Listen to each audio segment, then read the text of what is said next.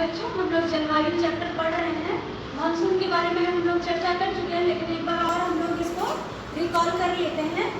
तो हम लोग यदि भारत के प्रायद्वीपीय भाग के बारे में बात करें तो ये स्थल भाग है और ये जलीय भाग है। ये दोनों अरब सागर और ये बंगाल की खाड़ी और ये प्रायद्वीपीय भारत है।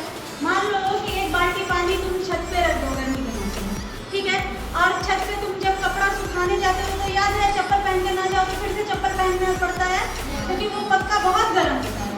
और तुमने एक बाल्टी पानी भी सुबह से रखा हुआ है, तो क्या उस बाल्टी के पानी में तुम पैर रखोगे तो तुम्हारा पैर उस तरह से जलेगा जिस तरह से पक्के पे जल रहा है? नहीं जलेगा। इसका मतलब क्या है, सुबह से रखा हुआ पानी जो है उतना गर्म नहीं हुआ जितना कि वो पक्का गर्म उतना ही हो गया। का मतलब क्या है कि जल जो है वो धीरे धीरे गर्म होता है। क्या होता है? धीरे धीरे गर्म होता है और धीरे धीरे ठंडा होता है। लेकिन जो स्थल है वो क्या होता है, जल्दी से गर्म हो जाता है और जल्दी से ठंडा होता है, ठीक है।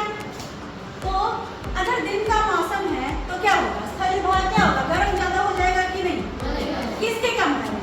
जल। किसके कंपैरिजन में? जल। तो ऐसे में क्या होगा कि स्थलीय भाग जो ज्यादा गर्म होगा तो इसके संपर्क में आने वाली जो हवा है वो भी गर्म हो जाएगी।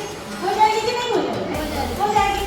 गर्म होगी तो वो हवा क्या होगी, हल्की हो जाएगी। क्या होगी? हल्की हो जाएगी और वो ऊपर उठ जाएगी। क्या होगा, वो ऊपर उठ जाएगी। तो ये जगह खाली हो गया कि नहीं होगा? अब यहाँ से हवा क्या करेगी, इस जगह को भरने के लिए आएगी कि नहीं आएगी? हवा